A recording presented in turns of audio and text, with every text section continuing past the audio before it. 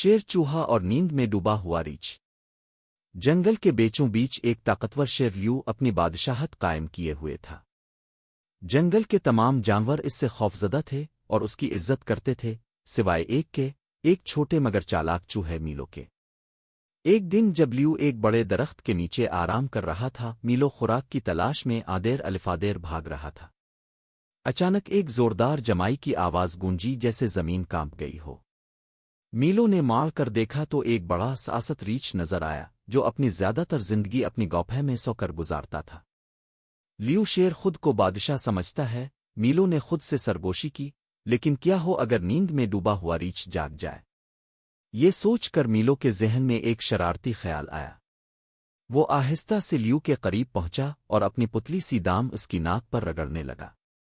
Liu ने जरा सा करवट ली मगर आंख न खोली। फिर मीलो चुपके से रीछ की गौफे में दाखिल हुआ और उसके बड़े गोल पेट को अपनी छोटी सी टांग से हल्के से ठोंका दिया।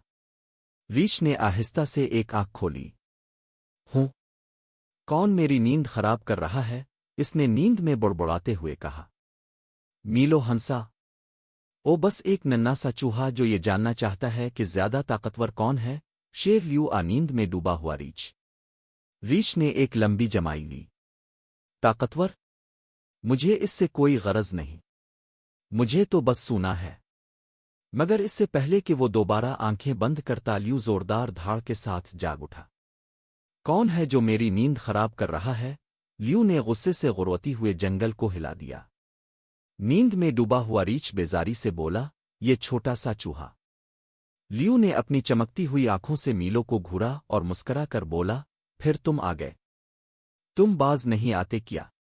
मीलो ने शरारत से मुस्कुराते हुए कहा, ओ मैं बहुत तेज सीखता हूं, और आज मैंने ये सीखा कि शेर ताकतवर हो सकता है, लेकिन नींद में डूबा हुआ रीछ वो सबसे पुरसुकून है। लियू और रीछ ने एक दूसरे की तरफ देखा। शेर अपनी ताकत से हुकूमत करता था, रीछ अपनी बर्दाश्त से और चूहा अपनी अक्ल से। इस दिन के बाद ये तीनों अनोखे दोस्त बन गए। लियू और रीछ बड़े दरख्त के नीचे आराम करते, जबकि मीलो जागता रहता, इस बात को यकीनी बनाने के लिए कि जंगल में हमेशा अमन रहे। और यूं जंगल हमेशा के लिए बदल गया। चैनल को सब्सक्राइब करें और बेल आइकन दबाएं ताकि आप हमारी आने वाली वीडियोस को कभी ना छोड़ें।